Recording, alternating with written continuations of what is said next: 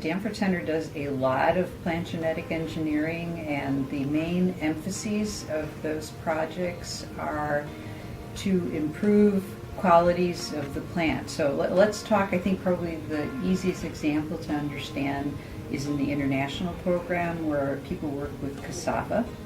And cassava is a plant that has a large rhizome that produces starch. So you could view it like potato, the way we eat potato for starch for energy. And people in Africa eat cassava for that same purpose. But cassava, it's a main staple.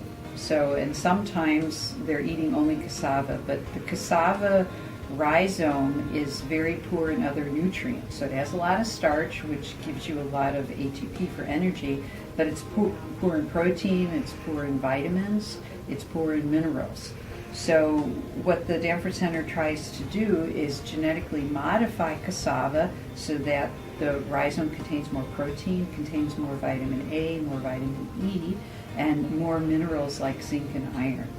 The center is enhancing cassava, which feeds more than 700 million people throughout the world, to deliver more food by developing new varieties resistant to disease. They also work to develop varieties of cassava with higher levels of protein and vitamins, nutrients with the potential to help reduce the rates of infant birth defects. There's a lot of viruses in Africa that infect cassava and destroy the crop yield for the farmers. So they try to make, through genetic engineering, the plant more virus resistant also.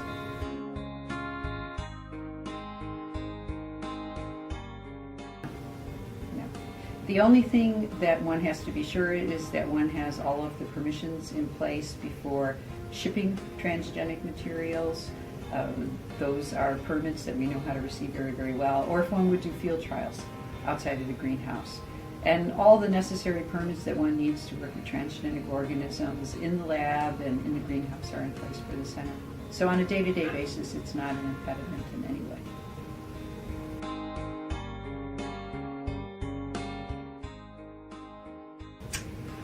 Well, there's not going to be any allergies to components in the food that were put in with a transgene. Now, some of those stories were coming from experiments that were done where groups took known allergens out of, I believe it was out of nuts, and cloned those genes into other plants. And then, of course, they're allergenic. But just from the kinds of genes that we're putting into plants, say that will make more vitamin A or more vitamin E, that's not going to cause any kind of allergies. And the ones that generate more protein, those proteins that go in are chosen very, very carefully that they're not allergenic proteins.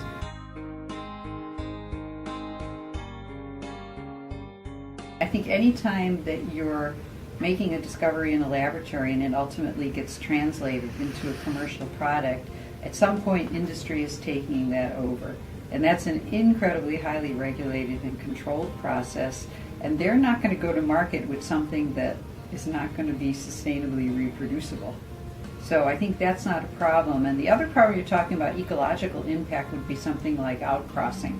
And that is highly controlled by the U.S. government. You have to do a lot of field trials for many, many years at very high expense before you get permission to put a product out into commercial production. So these are controlled with respect to, if you're growing a transgenic crop, what kind of distances you have to have from those crops to maybe any kind of wild type plants. And then if you would think about some of the crops that are the main transgenic crops, you have to consider whether there's even any wild relatives that are close enough to related to this to cross with them. And I think for something like corn in the United States, that's not a problem. But it's highly controlled by federal regulators, and industry has to honor that. And nothing that is not sustainable is not going to be in the interest of industry anyway.